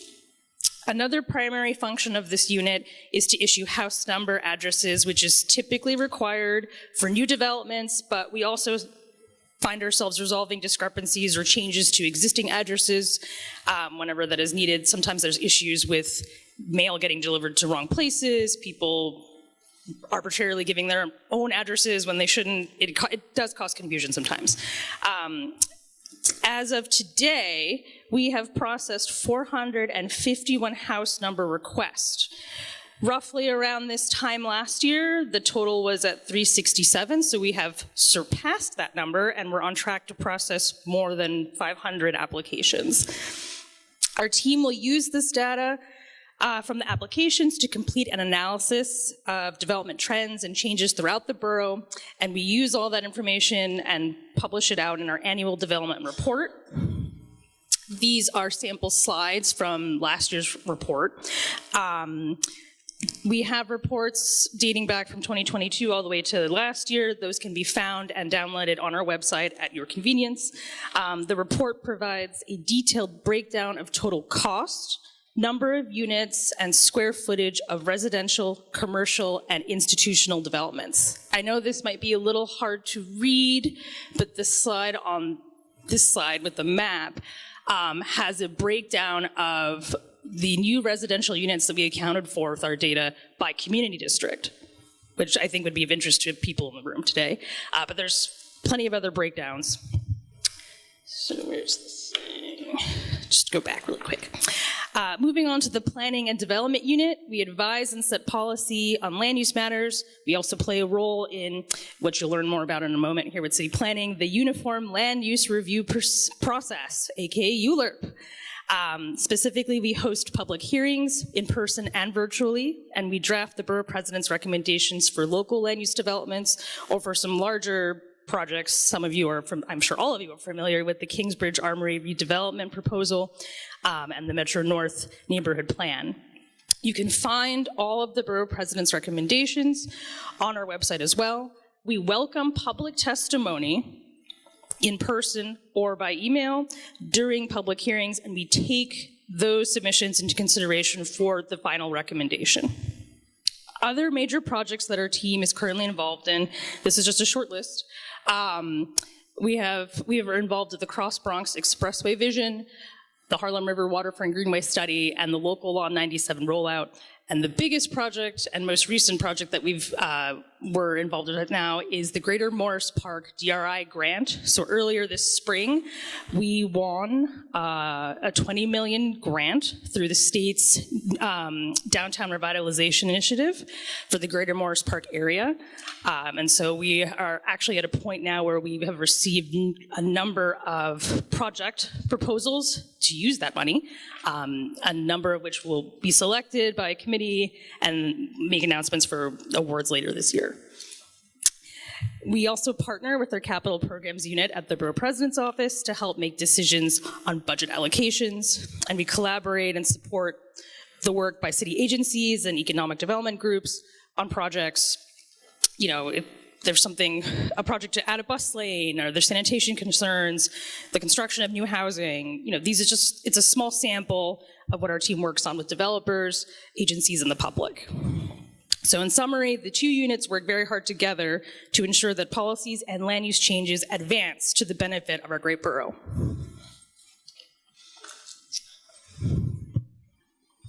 And then very briefly, our team the work that we do specifically with community boards. For all 12 boards, our team is a resource for planning and development related items. Again, housing, transportation initiatives, parks. We work with the community boards on development policy, neighborhood plans, and the like. And of course, we coordinate with Kira when needed.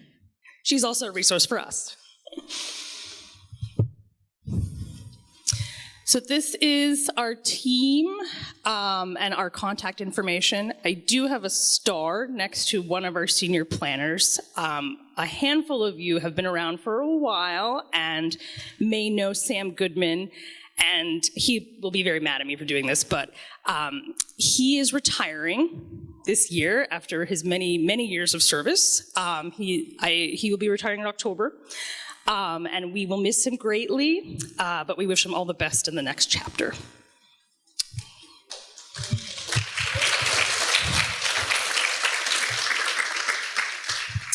And so to wrap up, and I will want to reiterate, my understanding is that the slides will get distributed, so you don't have to write down these links. You will have them at a later point in time.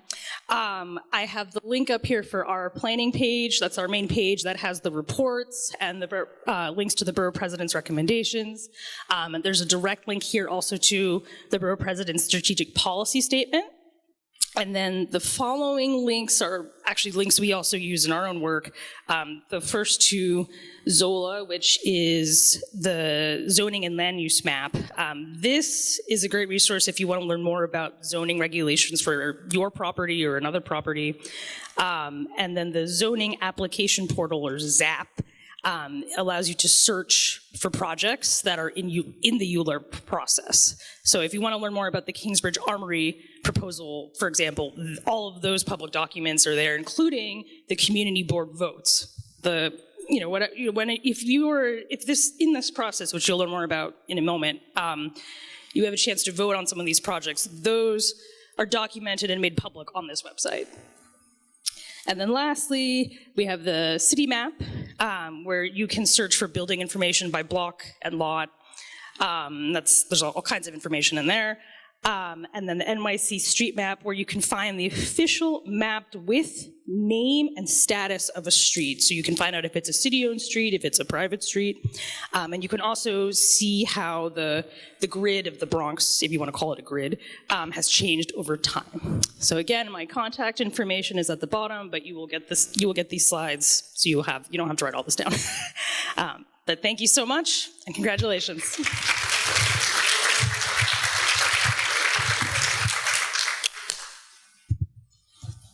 Thank you. Thank you very much, Kimberly. As Kim mentioned, we are a resource. If there's any questions or concerns or just general curiosity about planning or the Bronx, reach out to our office. Next, I'm going to call up Cassandra Manriquez from the Department of City Planning to go a little bit more in depth in the role that community boards play when it comes to zoning applications, ULURP, and just city planning in general.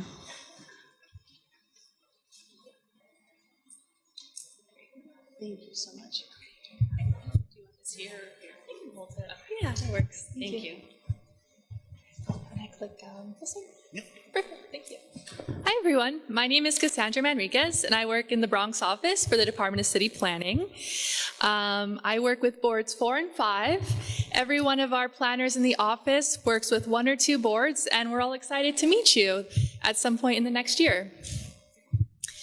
So what my goal is today is to provide you with an introduction to what we do at the Department of City Planning, tell you how our work relates to your work as community board members, and give you some resources you can use to learn more about your community board. Your community district, sorry. Again, here are the goals for today. So what is the Department of City Planning? There are about 300 of us at the department, so we're actually kind of small. In the Bronx office, there's only, what do I have? I think our office is kind of changing a little bit, but there's only 9 of us in the office, so we're a really small office in the Bronx. So there are many aspects that go into what we do. I'm going to briefly touch on each one. The first is neighborhood improvement. So this includes a lot. 2 major plans that the Bronx office has done is the Bronx Metro North Plan, which wrapped up in 2024, and our White Plains Road Plan, which is ongoing. Which one is Community Board 12? Yay, okay, so the White Plains Road Plan is in your district, so you will be hearing a lot from us in the next year. So what this plan is trying to do is it's trying to provide more housing and economic opportunity, improve public space, and provide and deliver neighborhood investments in the area. The next thing we focus on is housing. You might be familiar with City of Yes. It was a big proposal that we had last year that was aiming to bring a little bit more housing everywhere. We also work on economic development and job growth. So in the Bronx, we have industrial business zones in different neighborhoods, including Bathgate, Hunts Point, and Port Morris. And in partnership with other city agencies, here at DCP, we're exploring how NYC can support industries in the borough. At DCP, we also seek to enhance resiliency and sustainability. We have experts at DCP on these topics, and we work with them to make sure that all of our plans take these standards into account. This is probably the one that you'll hear about the most. So this is land use reviews. This refers to the ULURP process that was mentioned a couple times. So land use reviews are a major component of our work, and it's what I spend most of my day doing. The Uniform Land Use Review Procedure, or ULURP, is New York City's approval process to change how land is used. And community board members play a really important role in that process, which I'll get into more in a couple slides. Lastly, we're stewards of data. So we do ongoing research and data collection, and a lot of this is available online. So the last few slides of this presentation, I'm going to show you how to access some data about your community districts. So planning tools, the tools that we use to do our work. The first is zoning. Does anyone know what zoning is or have heard of it? Yeah? Anyone want to share what zoning is? Too shy? Sorry. Yeah, exactly. Right. So zoning governs what can go where and how much of it. So it governs how land can be used, and it regulates what can be built where and what it can be used for, whether that's residential, commercial, or manufacturing, or a mix of these things. Does anyone know how long zoning has been around? Basically, anyone want to guess a year? That's good. So the first time it was introduced was 1916. It was introduced to promote health and safety, so as to get more light and air into our buildings. And it has changed over time, so it does not exist as it did in 1916. So again, what is zoning? It governs what can be built and how it can be used. In this image, you can see that the ground floor is used for commercial, the upper floors in yellow are used for residential, and then we have a line saying the height, so it also controls how high something can be. What zoning does not do. Zoning does not guarantee that something's going to get built. Zoning only changes the rules about what can get built. So there are three main zoning districts. We have residential in yellow, commercial in red, and manufacturing in purple. I say these colors because if you see a map from us, it's probably going to look like this. Residential will be in yellow, commercial red, manufacturing purple. So zoning does, and it needs to change over time to adapt to shifts in our community needs. And community board members help us with the zoning changes by providing their recommendation. So in the following slides, I'm going to show you what goes into changing the zoning. Land use actions. So there are a number of requests that private developers, property owners, and even city agencies can come to the Department of City Planning with to try to change the zoning. All of these are called land use actions. Here's a list of some actions, not all of them, but some of them. And I want to just point out the first three because they're really common. So the first is a zoning map amendment. Zoning map amendments are common, and we see community board input on them. They're also known as rezonings. In the case on the screen, this area was rezoned to allow for more density than was previously allowed. In this case, the community board received a packet of information, discussed it, and then submitted a recommendation to the City Planning Commission. The next action is a disposition of city-owned land. This is when anytime the city wants to sell or lease land that it owns, anytime it wants to do that, it must go through a public review process. The last one I want to bring up is acquisition of property by the city. This is when the city wants to buy or lease a piece of land. So these are the three actions that you'll probably see most likely as community board members. So all of these actions and more that I went through are subject, again, to the Public Land Use Review Procedure, or ULRP.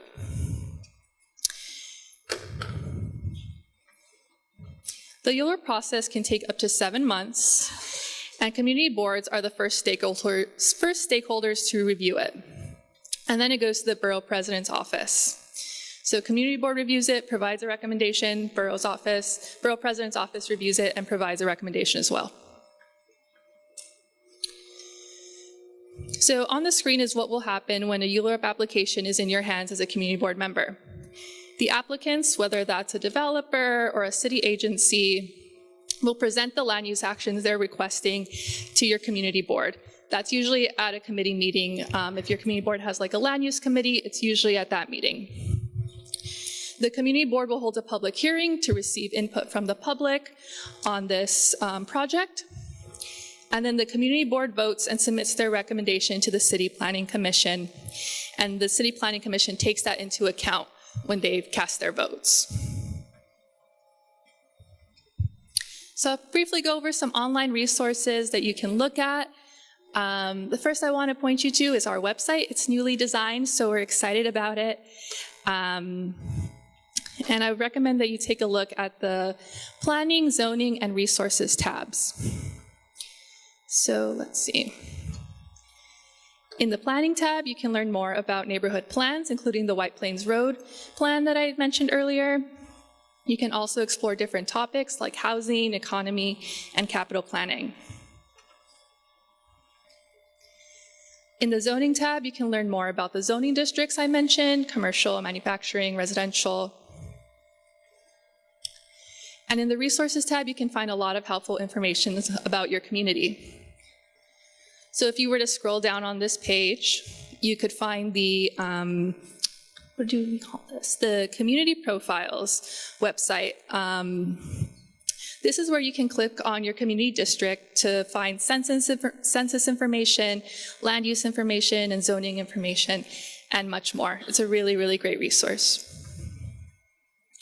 Under Resources, so if you scroll down on this page again, you will find ZOLA, or you can also Google ZOLA NYC DCP. ZOLA is a really helpful website for zoning-related questions. I highly encourage you to take a look, poke around. You can put in an address, you could put in your own address and find what the zoning is, things like that.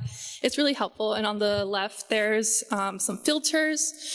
So what do we have here? You can filter the subways like we have. There's all kinds of filters that you can find information on.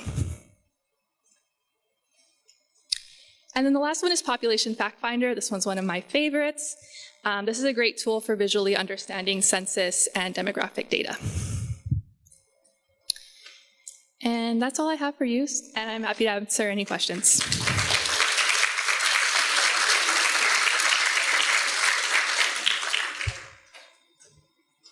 Okay, any questions? No? All right. Thank you so much. All right, just before we wrap up, I want to thank you all for coming again. I'm going to call the borough president just to do a closing remarks. But before you leave, I will ask, just please throw out your garbage on your way out. Again, thank you, Lehman, and thank you to the wonderful IT that we have here helping us. I wish I could have you all the time to help me with the computer. That's it. Yeah, that's it for the presentations. All right, borough president, thank you again, everyone. Okay, board members, how we feeling? You still with us? All right. Did you feel that tonight's orientation was really helpful and productive? Okay, so we thank you again and we congratulate you all, and certainly on behalf of our team, we say thank you on behalf of all of our agencies and partners. We thank you so much for taking this incredible step serving as a member of the community board. We hope that you truly find this experience rewarding, inspiring, encouraging, and empowering, right? We want to make sure that we are motivating you to be a part of the overall growth and the development of your board and inspiring others. Many of you run non-for-profits. You're in the public sector, the private sector, the non-for-profit sector. There are so many different arenas that serve our borough in so many ways. So I just wanted to, as we close, first say that I want an opportunity to meet anyone that wants to talk to me. There is a photo backdrop right there on your left side. So we wanted to make sure if anyone wants to take any photos tonight. But one part of our job as your borough president is we are a part of the city's budget process. So we work with all 9 city council members that represent the Bronx, and we work closely with them every year on crafting the overall city budget. We do a lot of partner projects where city council members in our office will partner together on capital. And so this year has been an amazing budget year for us in the Bronx. Our office got almost $62 million in capital funding for the Bronx. That is a big deal, because the budget process for the borough presidents is based on a formula that's based on population, that's based on census data, right? The census is coming up in 2030. So we are not the biggest borough, but we're not the smallest. But we get a sizable amount within the budget, and we work every year with our community boards as you put together your district needs assessment and your budget priorities. So we will get that. And we will make sure that we take all of that in as we make decisions. We get hundreds of applications all over the borough. So I just wanted to call attention to the adopted budget for FY26 that started on July 1. That is the city's adopted budget. Within that, the $62 million for our office. And it's all on our website. How many pages is it, Tom? 4? 4 pages of designations that we have made to non-for-profits and cultural institutions and agencies across the borough. And I want to highlight, because it's really important for you to understand, and we will make sure that our capital team shares the list, the full list for the borough with all of our community boards so that you have it. But we made a designation to the NYPD for $1 million for security cameras across the borough. That is a big deal. That is the largest allocation we've ever made to the NYPD, because many have talked about security cameras. We made a commitment of $500,000 to the Department of Sanitation for cameras to go after illegal dumping. I hate it. Illegal dumping. There's trash everywhere, and we want to make sure that we can prevent illegal dumpers from coming into our borough and dumping their trash. Our message: don't dump on the Bronx, right? Because clean streets are safe streets. We also designated $1.5 million to our new Bronx STEAM Center, which we are excited about. It's going to be in the East Bronx in the Hutch Metro Center in the East Bronx, and that's an exciting opportunity for our students. We designated $1 million to the Kingsbridge Armory. Excited about that. We gave probably a combination of $2 million to our colleges, Bronx Community College, Hostos Community College, and Lehman Community College. We gave money to hospitals. Montefiore got money, St. Barnabas, North Central, Jacoby, and Lincoln. That's a lot. They all got different amounts of money, different degrees. We gave money to the Bronx Zoo. We gave $1 million to Bregones Theater down in the South Bronx because we love our cultural organizations. We gave $1 million to the Hunts Point Meat Market, which is very important for us, adding more union jobs in the borough. We gave $1 million to the Hearts Community Center, which is down in Community Board 1, the old Lincoln Recovery Center. We're going to repurpose into a community center. Very excited about that. We gave, the Kennedy High School campus, Community Board 8.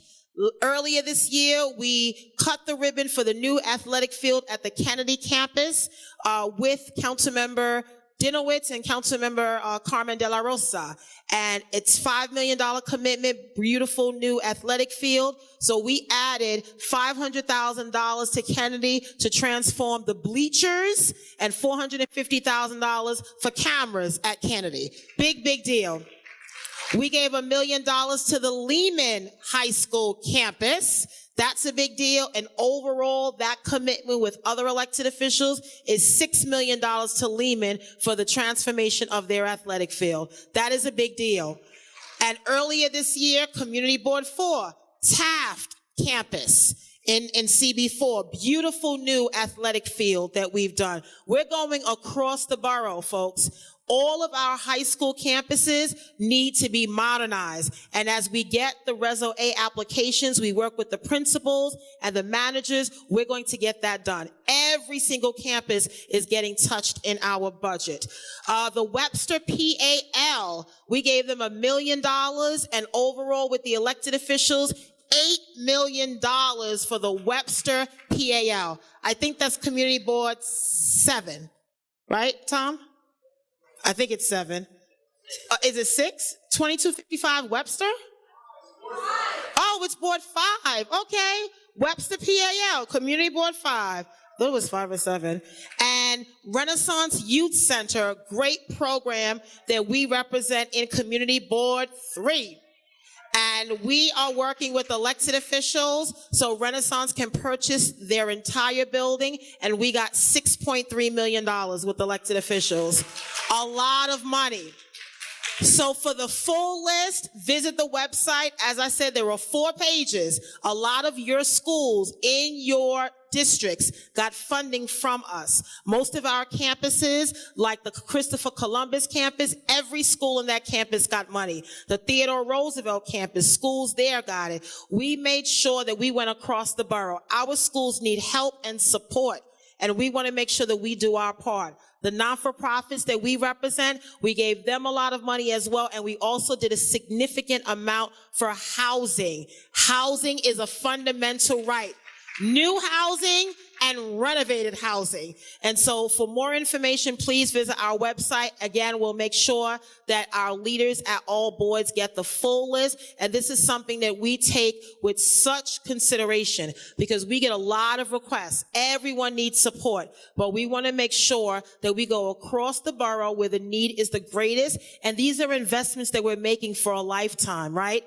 We want to reimagine the Kingsbridge Armory. We want the 4 new Metro North stations. We want millions of dollars. The DRI initiative. We're looking at other neighborhoods now and how we can modernize with neighborhood studies and everything that we're doing. So it's a lot. It is a lot, but guess what? You are a part of that. So congratulations again, and thank you for being a part of our community boards, and we wish you great success. Thank you so much, everyone.